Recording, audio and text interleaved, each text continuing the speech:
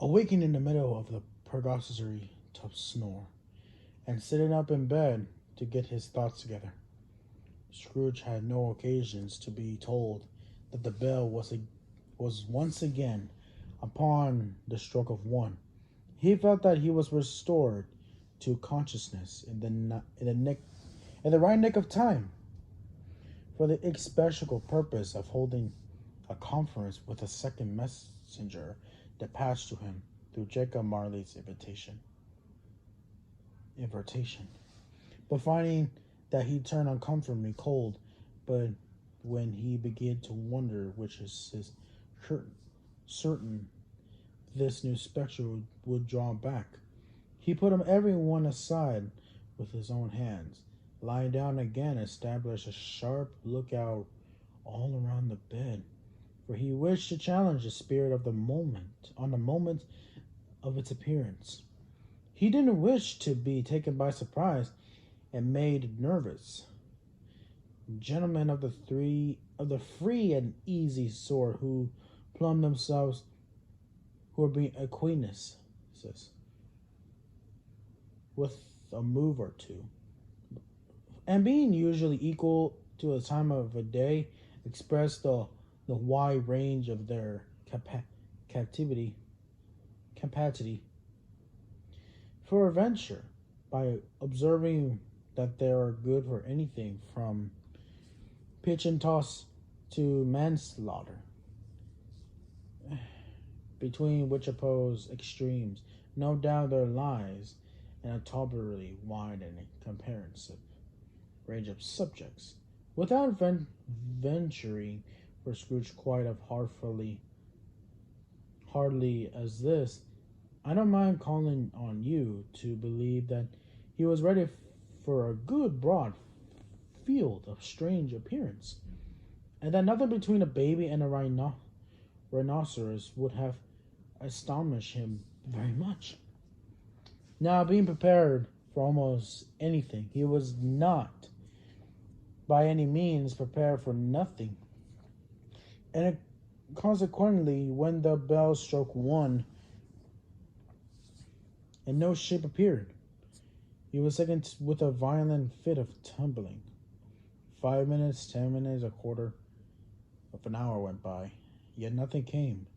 All this time he was lay upon his bed, the very core and center of a blaze of ruddy light, which steamed upon when the clock paired the hour, at which the only light was more alarming than a dozen ghosts, as he was powerless to make out what it meant and what be at,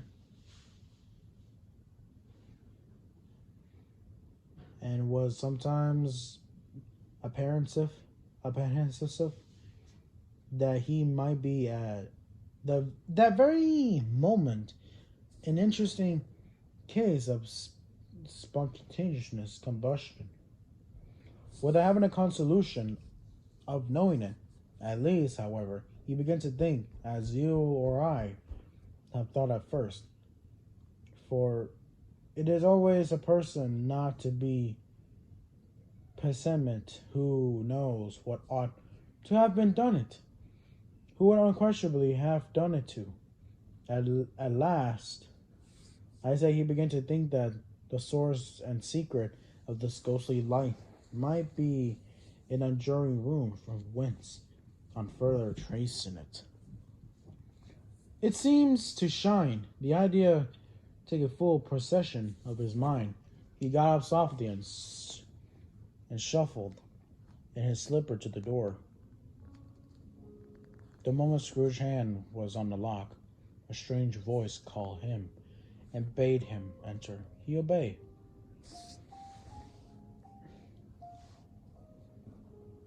The moment Scrooge's hand was on The moment that Scrooge realized that it was his own room, there was no doubt about it, but it had undergone a surprising transformation. The walls and ceilings were hung with living green, and it looked like a perfect grove, from every part of which bright Gleaming berries glistened, the crisp leaves of holy mistletoe and ivy reflected back the light as if so many little mirrors had been scattered there. As such of a mighty blaze went roaring up the chimney, as at a dual personification, petification of a hell had never known in Scrooge's time or Marley's. For or for many a winter season gone, heap up on the floor, to form had never known in were turkeys, geese, games, poultry, brawn, great joints of meat, sucking pigs, long wreath of sausage, Mrs. pies, plum puddings, barrel of oysters, red hot chestnuts, cherry cooked apples, juicy orange, licorice pears, immense 12 cakes, and steam bowls of punch that made the chamber dim with their delicious steam. In easy state upon his couch, there sat a jolly giant glorious to see, who bore a glowing torch in the shape of a not unlike Penty's horn, and held it up high up to shed its light on Scrooge as he came peeping around the door. Come in, come in. You know me better, man.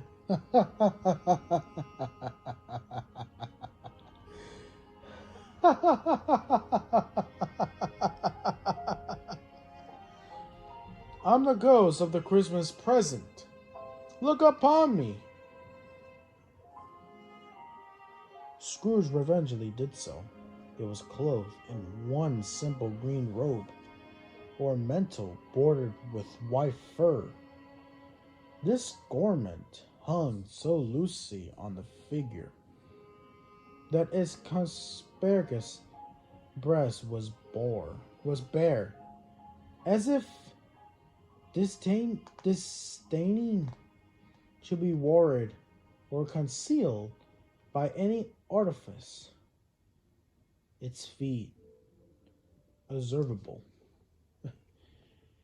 beneath the ample folds of a garment, were also bare, and on its head it were no other covering than a holy wreath. Sat here and there with shiny icicles.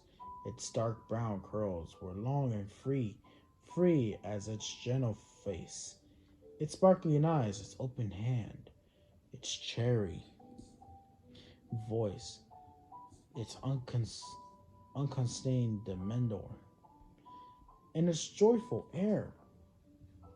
Guarded around its middle was an antique scabbard, but no sword was in it, and the ancient shelf was eaten up with rust.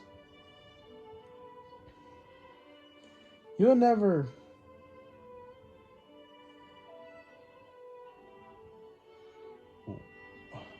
Wow.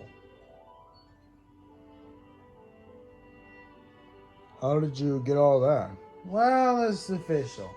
Whenever there's a holiday comes in, it feels like it's a moment of our own atrocity. But sometimes it seems like as it gets a present.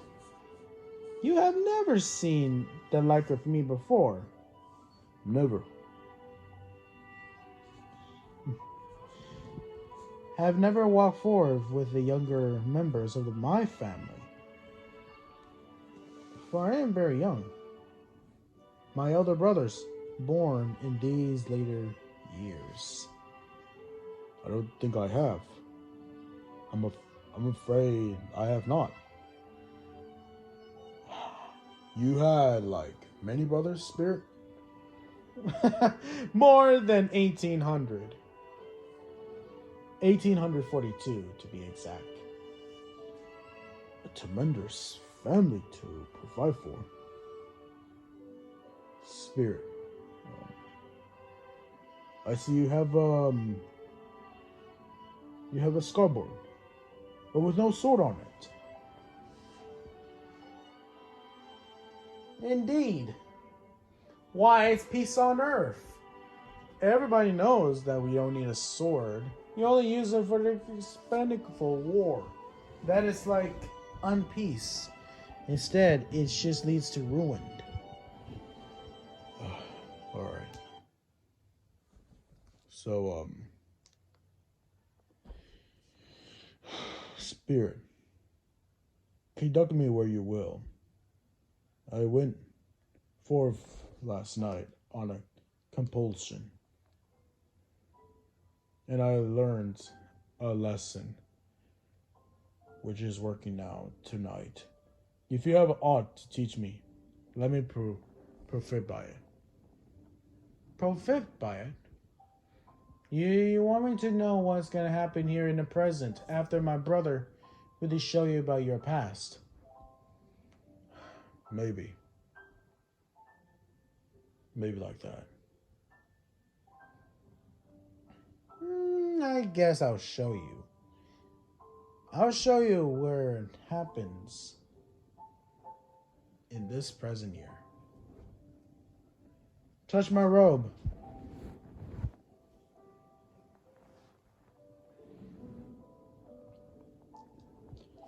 Scrooge did as he was told, and held it fast. Holy mistletoe, red berries, ivy, turkeys, geese, games, poultry, brawn, meat, pig, sausage, oysters, pies, pudding, fruit, and punch all vanished instantly. So did the room, the fire, the ruddy glow, the hour of night. And they stood in the city streets on Christmas morning, where the people made a rough but brisk and not unpleasant kind of music in scraping the snow from the pavement in front of their dwellings and from the top of their house, where there was mad delight to the boy to see it come plumping down to the road below and splatting into artificial little snowstorms.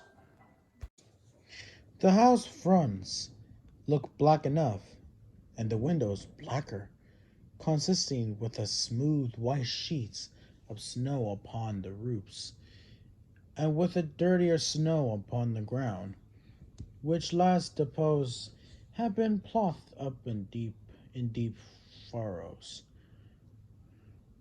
and by the heavy wheels of carts and wagons, furrows that cross and recross each other hundreds of times, where the great streets branch off and made increased channels, and had to trace in the thick yellow mud and icy water.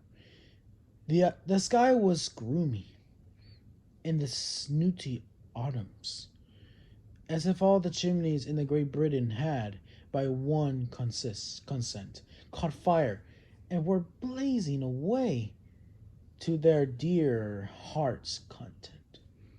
There was nothing more cheerful in a climate or the town, and yet was there an air of cheerfulness aboard that the clearest summer and brightest summer sun might have endeavored to diffuse in vain. For the people who are shelving away on the housetops were jovial, full of glee, calling out to one another from the parapets, and now and then exchanging a facetious snowball, better neutral missiles far than many a whirly jest, laughing heartily if it went right, and not less heartily if it went wrong. The publishers' shops were still half open, and the fruitier were rodent in their glory. There were grey rounds, pot-baled baskets of chestnuts, shaped like a wooden coast, of a jolly old gentleman, lolling at the door and trembling on out into the street. In there, a public opulus. There were Rudy, brown-faced, bored Garth, Spanish onions, shiny in the fatness of their growth like Spanish fairs, and winking from their shelves in wanton slyness at the girls as they went by and glanced demurely at the hang-on mistletoe. There were pears and apples clustered high in blooming pyramids. There were a bunch of grapes made in the shopkeepers' benevolence to dangle from the conspicuous hooks, that people's mouths might water grandness as they passed. There were piles of filberts, mossy and brown, recalling in their fragrance aged walks among the wood, and pleasant shufflings, and go deep through withered leaves. There were Norfolk biffins, and squatted squashly, saying of the yellow and of the orange and lemons, and the gray compactness of their juicy persons. You're grandly entreating and beseeching to be carried home in their paper bags and eaten after dinner. A very gold and silver fish set forth among these choice fruits in a bowl through members of the dole of estrangement blood race appear to know that there is something going on, and to a fish went gasping around and around their little world in slow and passionless excitements. The grocers, nearly closed, with perhaps 2 shutters down, or 1, but through these scraps such glimpses, it was not alone that the scales descending on the counter made a merry sound, that the twain in the roller parted company so briskly, or that the connoisseurs were rattled up and down, and jingling rocks, and jingling tricks, and juggling tricks, or even the blended scents of tea and coffee were so grateful to the noise, or even the raisins that were so plentiful and rare, the almonds so extremely white, the sticks of the cinnamon so long and straight, the other spice so delicious, the candied fruits so baked, so spotted with molten sugar as to make a coldest looker on feel faint and sanguinely blurous. Nor was it the figs were moist and pulpy, or that the French plums blushed in the modest tartness from their highly decorated box, or that everything was good to eat and in its Christmas dress. But the customers were all so hurried and so eager in the hopeful promise of the day that they trembled up against each other at the door, crashing their wickers baskets wildly, and left their purchase upon the counter, come running back to fetch them, and committed hundreds of the like mistakes in the best humor possible, while the grocer and his people were so frank and fresh that the polished hearts with which they fastened their aprons behind might have been their own, worn outside for general inspection, and for Christmas dolls to pack at if it choose. But soon the Stemples called good people all to church and temple, and away they came, flocking through the streets in their best clothes, with their gay, with the gayest faces, and at the same time there emerged from sources and by street lanes a nameless turning innumerable people carrying their dinners to the baker shop. The sight of these poor revenders appealed to interest the spirit very much, for he stood with Scrooge beside him in a baker's doorway, and taking off for covers as the bearers passed, sprinkled incense on their dinners from his torch, and it was very uncommon kind of uncommon kind of torch. For once and twice was there angry words between some dinner carriers who had jolted each other. He shed a few drops of water on them from it, and their good humor was restored directly. For they say it was a shame to quarrel upon Christmas Day, and so it was. God love it, so it was. In time, the bells ceased, and the bakers were shut up, and there was a gentle shadowing forth for all these dinners and the progress of their cooking, and a throb blotch of wet above each baker's oven, where the pavement smoked as if its stone were cooking too. Is there a peculiar flavor in what you sprinkle from your torch? There is my own type of flavor. But I know there are a lot of things you take up with it. But soon later, it's going to take you a lot more mature about it. Because what I can tell is that every single moments that kept up, it seems like it gets obvious for among the others. To any kindly given, and to the poor one most. Why to the poor one most? Because it needs it most. Spirit, I wonder you, of all the beings in many worlds about us, should desire to cramp these people's opportunities of innocent enjoyments. I? You, you would deprave them of their means of dining every Sabbath days, often the only day which they could be said to dine at all, won't you? I.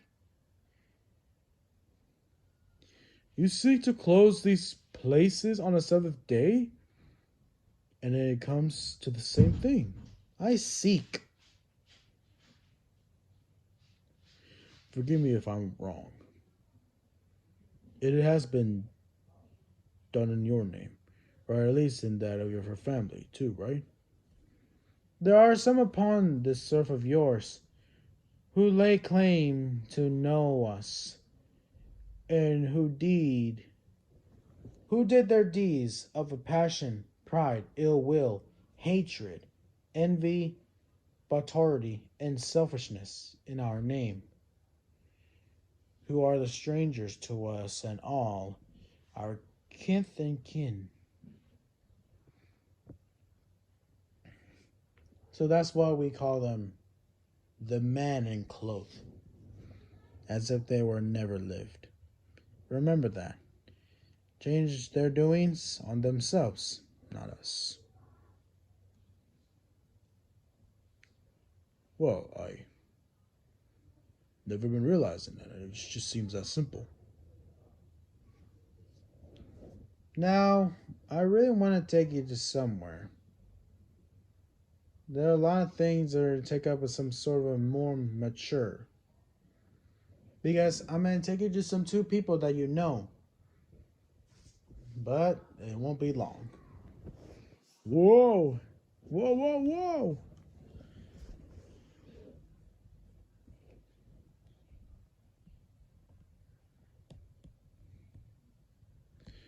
Okay, where we're going. Oh, I'll show you. Your your little assistant partner named Chardette. Chardette. Chardette? You really want to take me to Bob's? Why not? It seems official, but it don't matter. You had to enjoy it.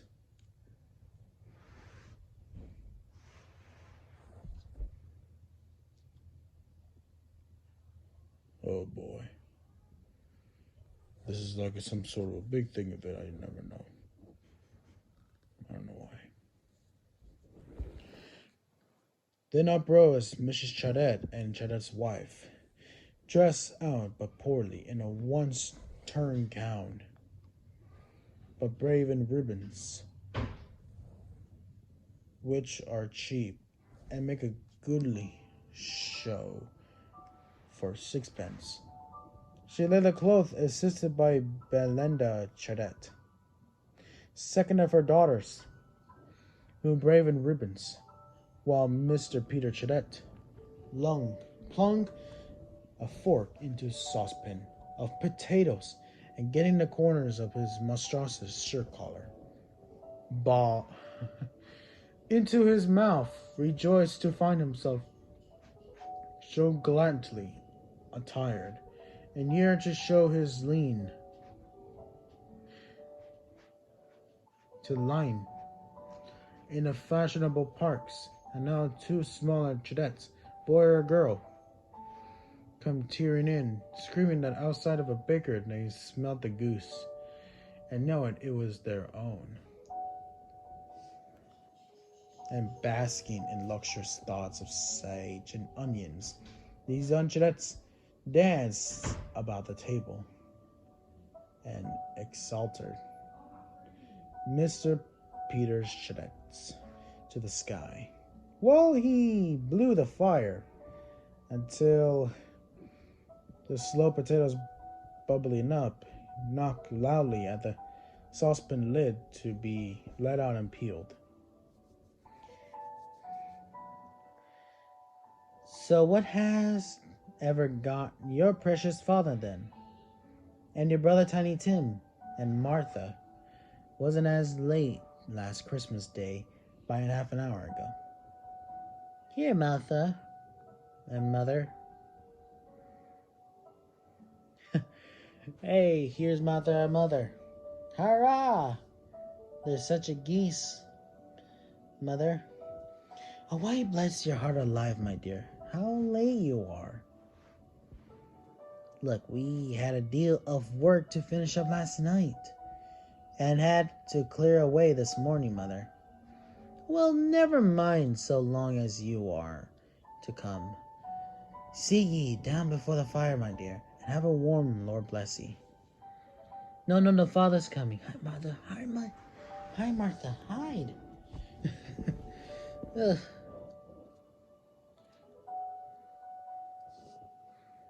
I tell you, it seems a little more interested about how it was. It's nice to see how Chaudets have a good family. Oh!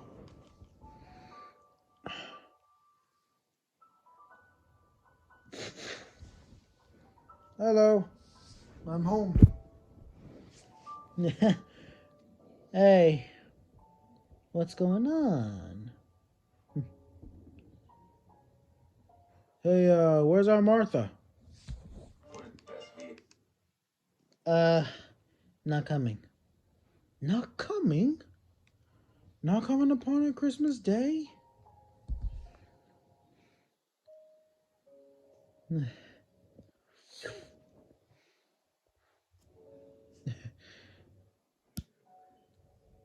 Martha didn't like to see him disappointed, if it were only a joke. So she came out potentially from behind the closet door and ran into his arms, while the two young Chaudettes hustled Tiny Tim and bore him off into the wash house, that he might hear the pudding singing in the copper. And how did the little Timmy behave? As good as a gold, and better. Somehow he gets thoughtful, sitting by himself so much, and thinks the strangest things you ever heard. He told me coming home that he hoped that people saw him in a church because he was a cripple. And it might be so pleasant to them to remember upon Christmas Day who where lame beggars walk and blind men see.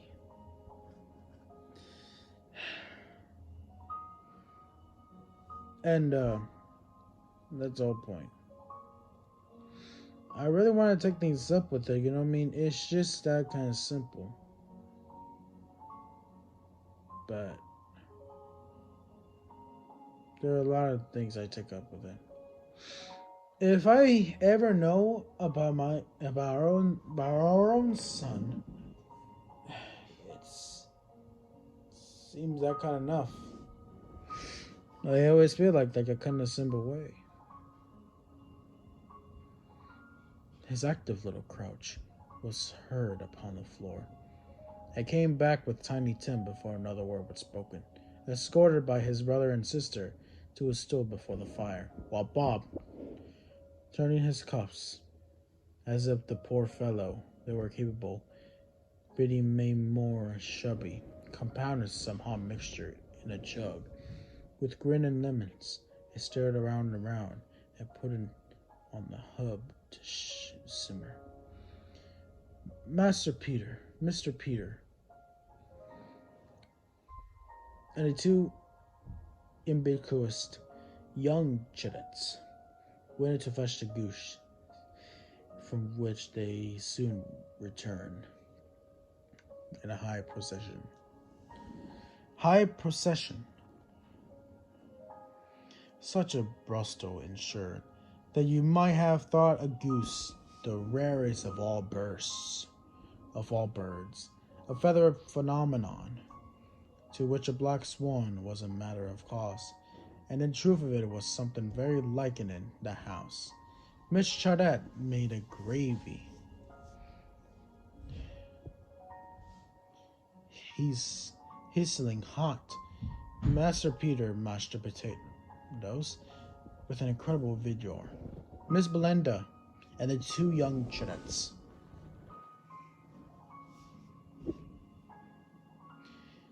and the set chairs for everybody, not forgetting themselves, and mounting guard upon their post, crammed spoons into their mouths. At least they should shriek for goose before their turn and came to be helped. At least the dishes were set on, and the grace was said. It was succeeded by a breathless pause, as Miss Cadet looking slowly all along, the carving knife, prepared to plunge it into the breast. When she did, when the long expected gush of stuffing issued forth, one murmur of delight arose all around the board, and even Tiny Tim, excited by the two young Charettes, beat on a table with the handle of his knife, and feebly cried hurrah. There never such as a goose. Bob said he didn't believe there were ever such of a goose cook. Its tenderness and flavor, size and cheapness, they were themes of universal admiration. Eked out by applesauce and mashed potatoes, it was a suffragan dinner for the whole family.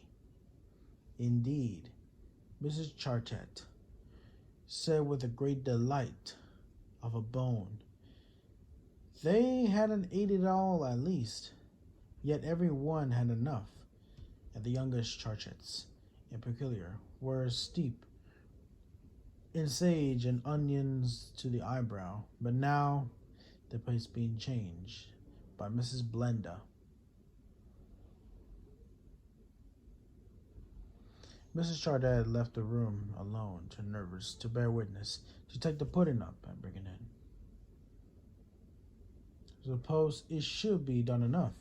Suppose it should break in, turn it out.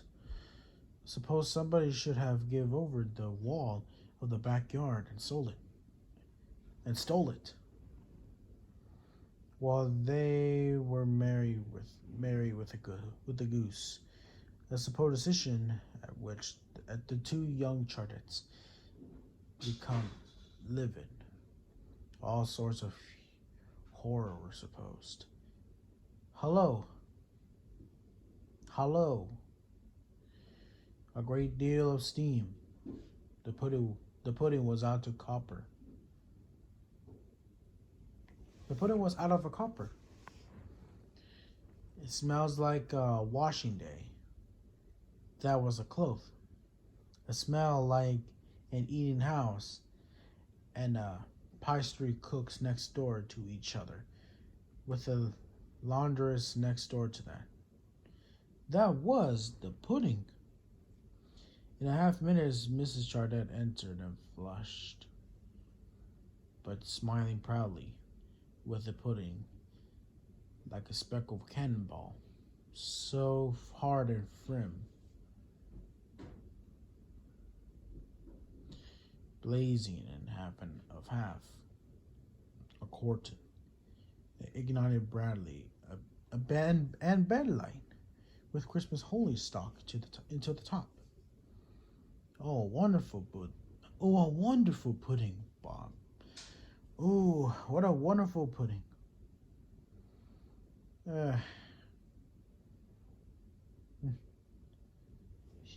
That he regarded as the greatest success achieved by Mrs. Chardet since their marriage.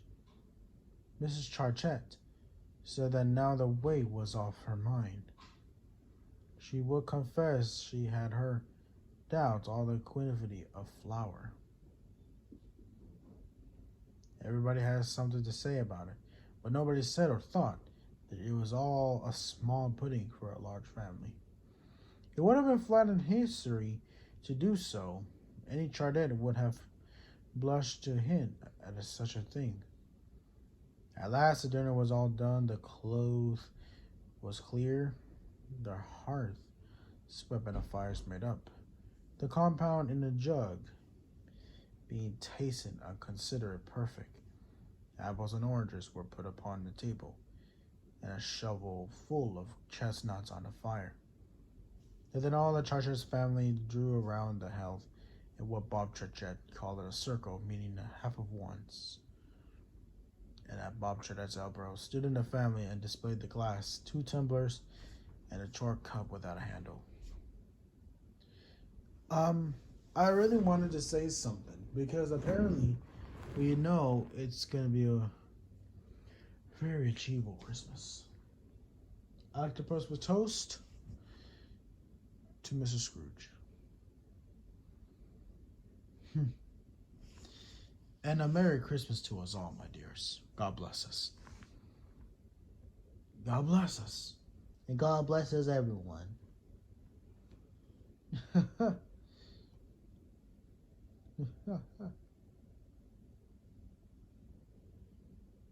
Spirit, tell me if Tiny Tim will live. I sense a vacant seat in the poor chimney's corner, and a crutch without an owner, carefully preserved. If those shadows remain unaltered by the future, the child will die. No, no, conspirat. He will be spared.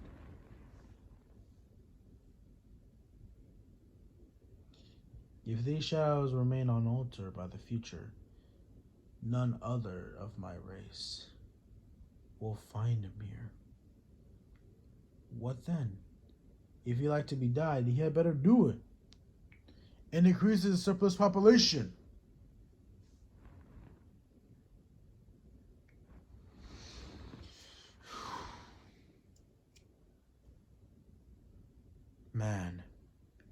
If a man you be in heart, no adamant, full bear, that wicked can't until you have discovered what the surplus is and where it is.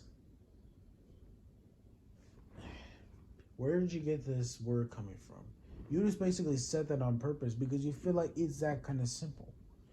Haven't you ever noticing about what's life about Christmas? You know Christmas is about love. I know it is, but you don't know what I've been recognizing all these years. It just feels like it's that kind of simple with it every time. Well, will you decided what man shall live, what man shall die? It may be that in the sight of heaven you are more worthless and less fit to live than millions like this poor man's child. Oh God. To hear the insect on the leaf pronouncing on the too much life among his hungry brothers in the dust. Well, there are a lot of things you take up with it. It's a lot of it more understanding. Because it should be making things so much of it. Because soon later, you get to know what it takes of it. So, Mr. Scrooge, I give you Mr. Scrooge, the founder of a feast. The founder of the feast, indeed. I wish I had him here.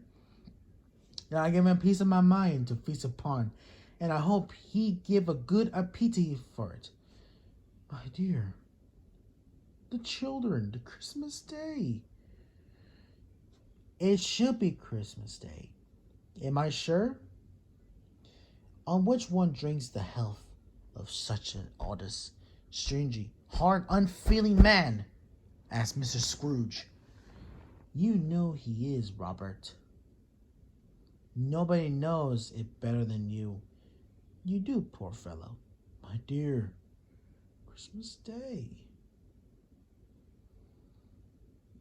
And I'll drink his health for your sake. And the days, not for his. Not a long life for him. A Merry Christmas and a Happy New Year. He'll be very merry and very happy, I have no doubts.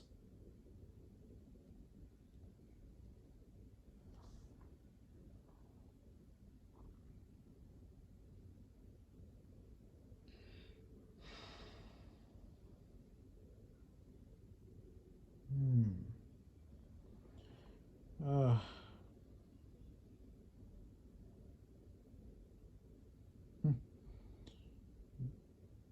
was much about us all.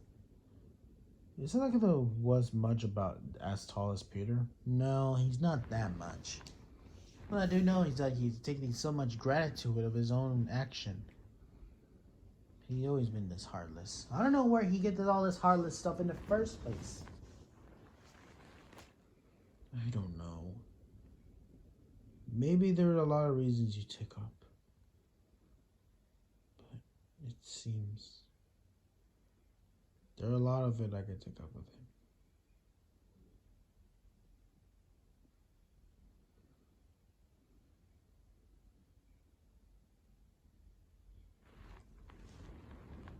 So, maybe I don't know where the surplus means. And I don't even know where I get that from. Maybe I got it from somewhere. Like, I don't even know where I heard it. It just seems that obvious. I never know where I got that from. Maybe it's because you came up with your own words before you speak. Because you think something before you act. If you really think of something, whenever what people feels, you'll never know. Because you always been this cold-hearted. I'm not lying. You do. Do you know what it feels like?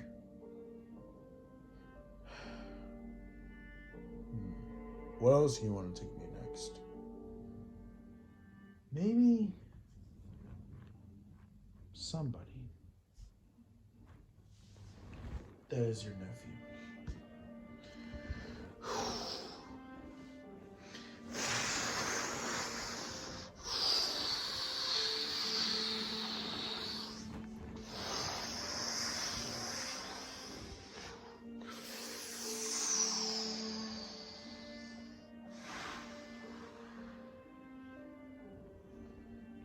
What is this place?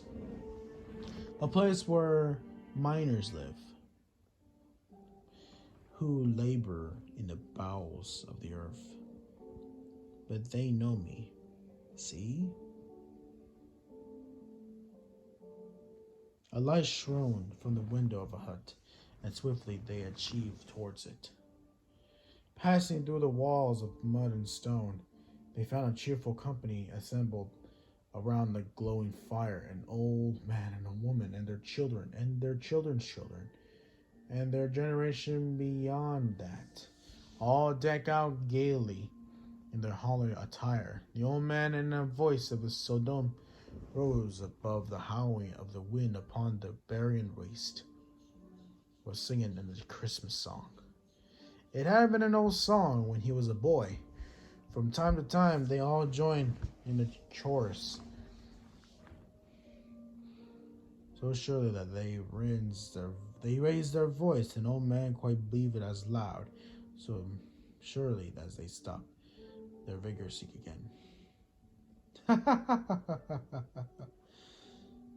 Okay. So, this is going to be a little more interesting. It's a good thing that we have ourselves a little more generation of fun activities we ever seen.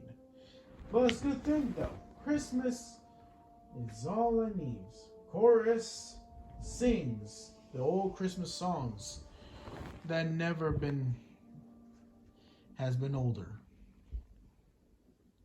So it may be kind of true, but what I can tell, it seems that obvious. It seems like it's not gonna just stand up with it with that kind of official.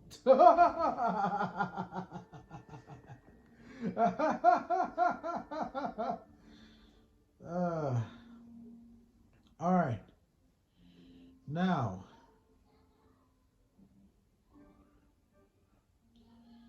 okay, let's see.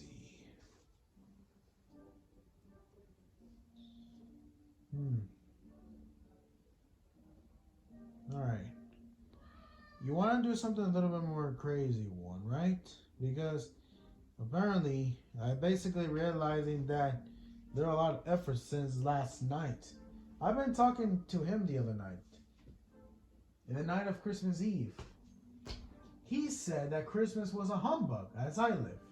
He believed it too. More shame for him, Fred.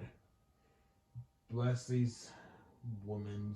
They never do anything to hills. There are a lot of things they take up with that kind of gratitude. Of course he is.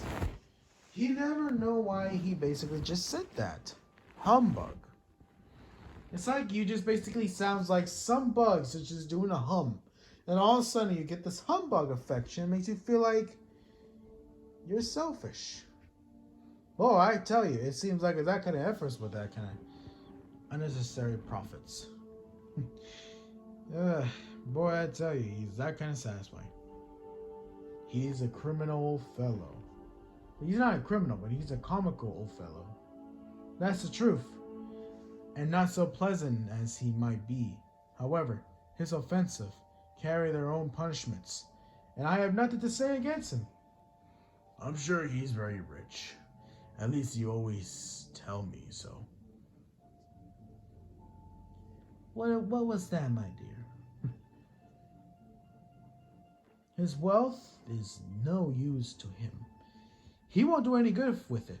He don't make himself comfortable with it. He wasn't the satisfactions of thinking, that he's ever going to be benefit us with it. He's never going to use and benefit us with it.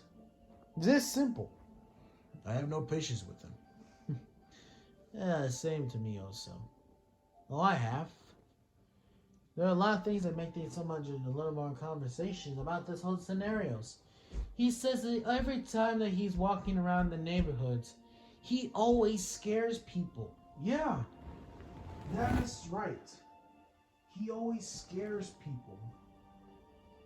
He frightened everyone away, like this moment. It's like, I can't believe I see my own uncle can really do that. It's like he has some sort of some dark, cold and monster that's haunting through the night, and all of a sudden it just feel like it's haunting down innocent lives. Boy, I tell you, it seems that kind of simple. Oh, I do have. I'm sorry for him. I couldn't be angry with him if I tried. Who suffered by his ill wills. Himself, always, here. He takes it into his hands to dislike us. He won't come and dine with us. What's the consequences? He doesn't lose that much of a dinner. Indeed. I think he loses a very good dinner. Yeah, it's very good simple with it every time. Exactly. It's a very good true point. It's a very good true point whenever you said. Like every time you mention it, it feels obvious. Yeah, exactly. There are a lot of it I could take. Well, I'm glad to hear it. Because I have a great faith in these young housekeepers. What did you say, Topper?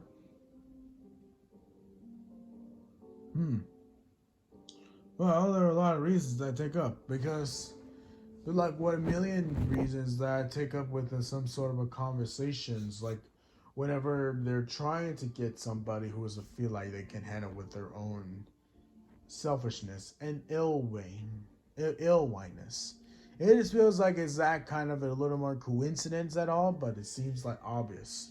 Everybody knows that the illness came effect on you. It feels like ill-winess. It feels like it's that kind of a bigger thing. Ill whims, ill wines, or anything. It feels like it's that kind of obvious. Exactly. Though there are a lot of it. He never forgets about things. A lot of it. There are a lot of it to take some. Do go on, Fred. He never finishes what he begins to say. He's such a ridiculous fellow.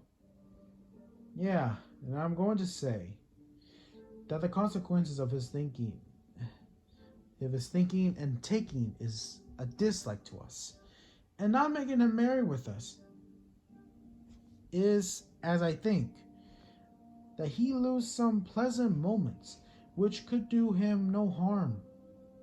I am sure he lose pleasanter companions than he can find in his own thoughts, either in his motley old office or his dusty chambers. I mean, to give him the same chance every year, whether he likes it or not. For I pity him. He may rail at Christmas till he dies, but he can't stop thinking. He can't help thinking better of it. I defy him. If he finds me going there in a good temper, after year, and saying, Uncle Scrooge, how are you? If it only puts him in a vein to leave his poor clerk £50, that's something. And I think I shook him yesterday.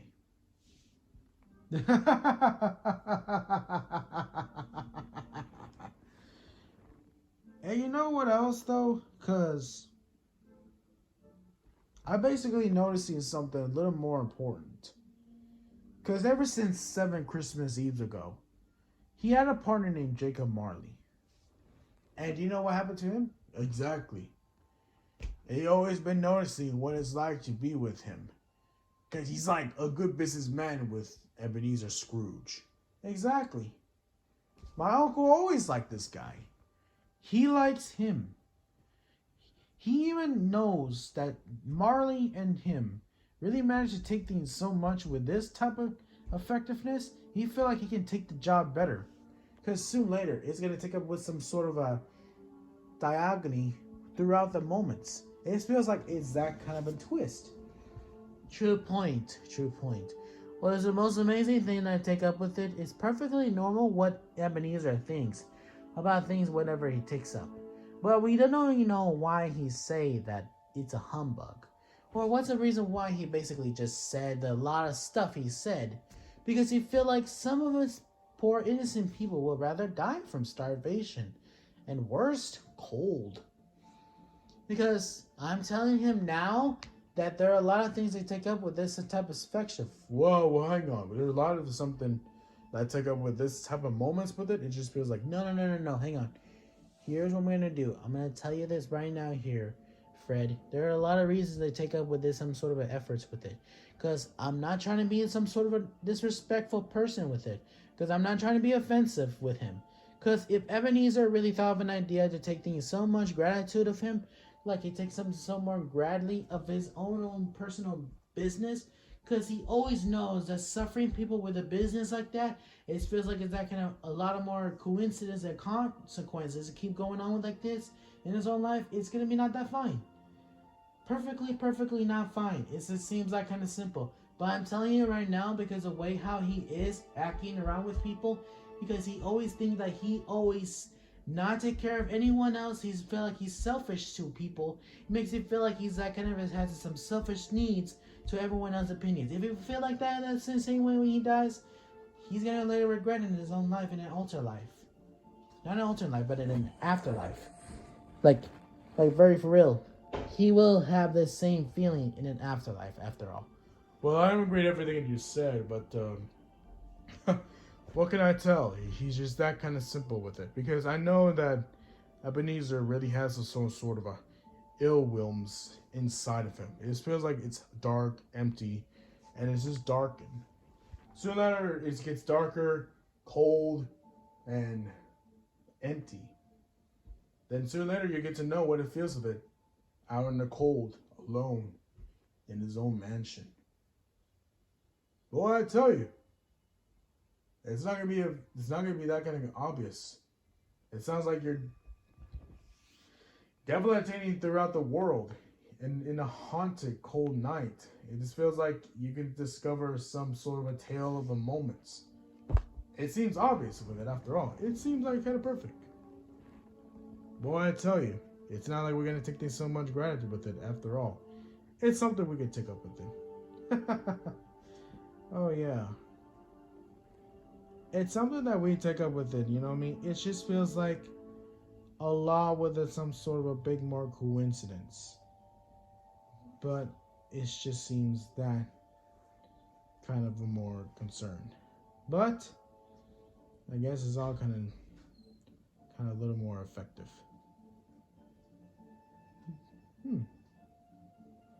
You know what? How about we do something a little more coincidence? You know what I mean? Because we're going to take so much gratitude with it, because soon later, we're going to try something a little bit better. Like what we're going to do. We're going to play a game. Here is a new game. A 1/2 hour spirits, only one? What can I say? There are a lot of reasons you take up with it. They all keep talking about you. Because they know that you have some ill whims inside of you. Okay, this game is called Yes or No. So we gotta find out what person or what thing that basically has some sort of effect.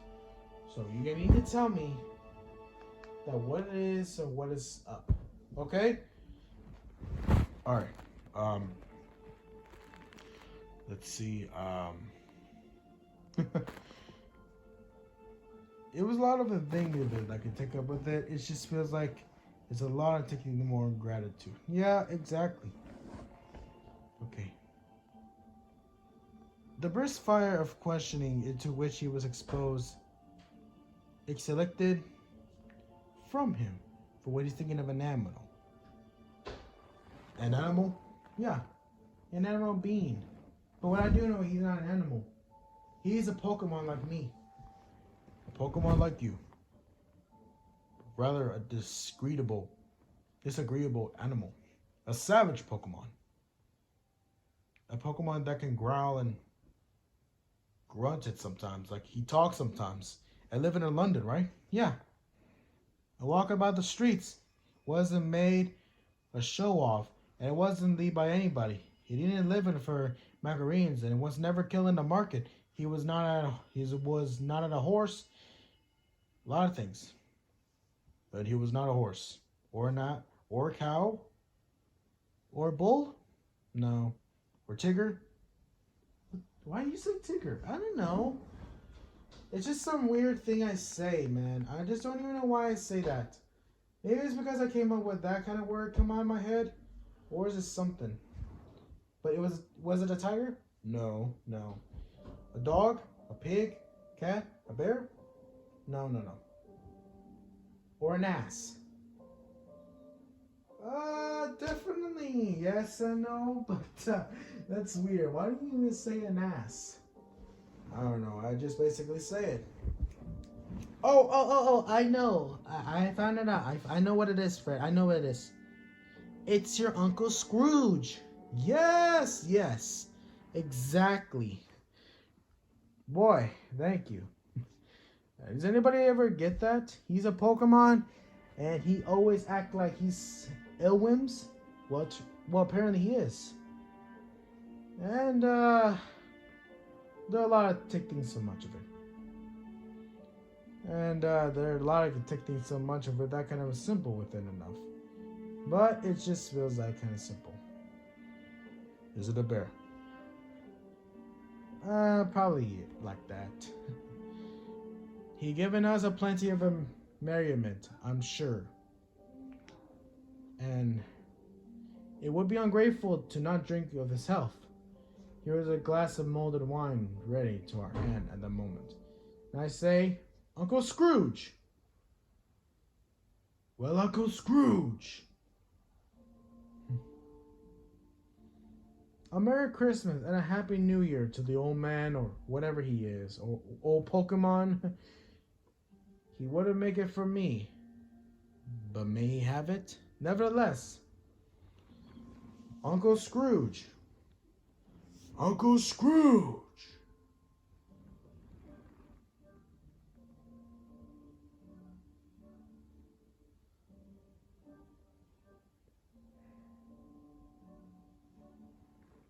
Much they saw, the far they went, and many homes they visit. And many homes they visit, but always with a happy end. Spirits stood beside sick beds, and they were cheerful. On foreign lands, they were close at home by struggling men, and they were patient in their greater hope, but probably it was rich in almshouse, hospital, and jail, and misery ever refuge, where vain man, in his brief authorities, he had not made for the door. He may not made fast the door, and barred spirit out.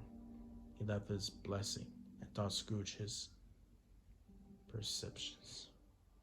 It was a long night, if really only a night.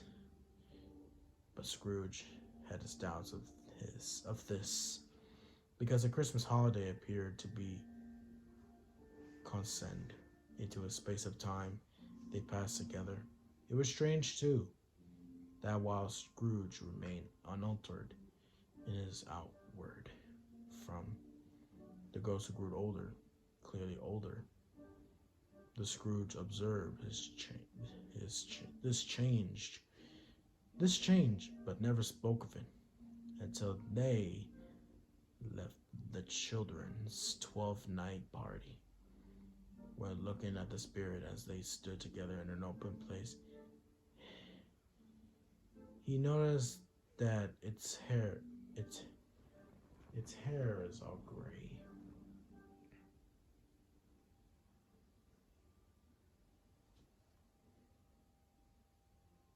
Spirit, our spirit's life so short, so short. So, spirit, can you tell me one thing?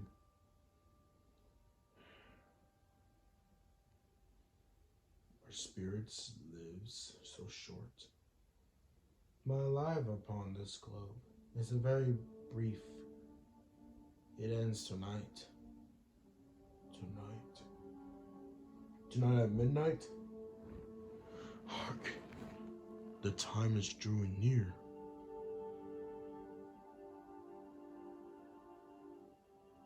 This is something that I never heard of. Exactly.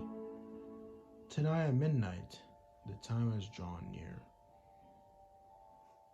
Forgive me, I am A lot of things that take up so much effort with it. Because soon later you get to know about the whole people's feelings. Because soon later you're going to know about whole perceptions. There's a lot of it I could take up with it.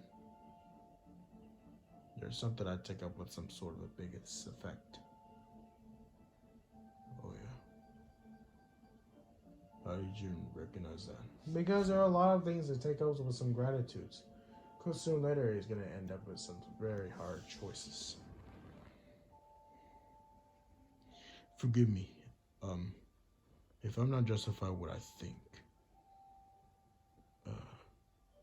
But I see something strange, but not belonging to yourself, protruding from your skirt. Like, is that a foot or a claw? It might be a claw, for the flesh there is upon it. Look here.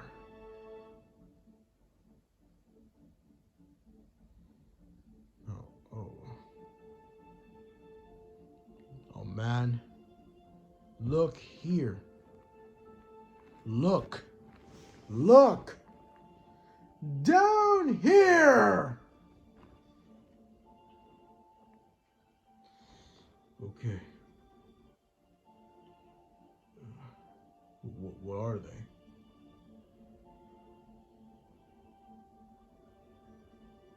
Alright. This is something I never take up. They were a boy and a girl. Yellow, Madry, rig, scowling, wolfish, and prostrate too, in their humility, were graceful. Youth should have filled their features out, and touched them with its freshest tints. A stale and a shriveled hand, like that infant of an age, and had pitch, and twist them, and pulled them into the shreds, where angels might have been seat and thorn. Devils lurk, and glared, no mincing, no change, no degradation, no presumption of humanity or humanoidity. In any grade, through all the mysterious of wonderful creation, has monsters half so horrible and dread.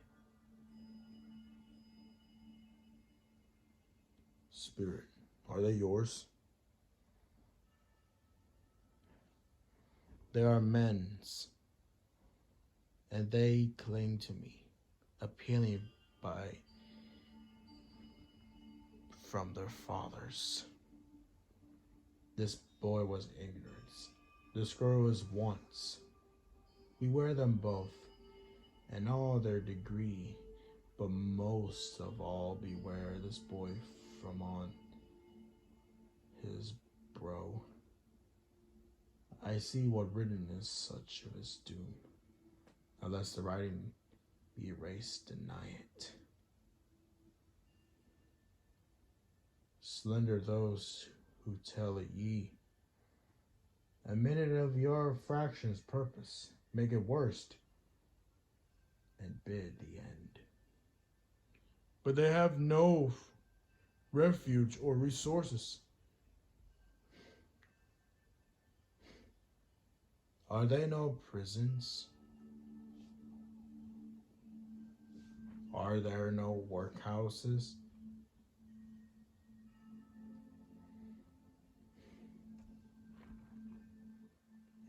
This is all you said and done. Because you always know and you always take things so much gratitude. And it seems like my time is growing end. Maybe the next spirit that you'll be visiting, he'll show you what's going to happen to you. Happen to me? Like what do you think is going to happen to me? You will find out to yourself.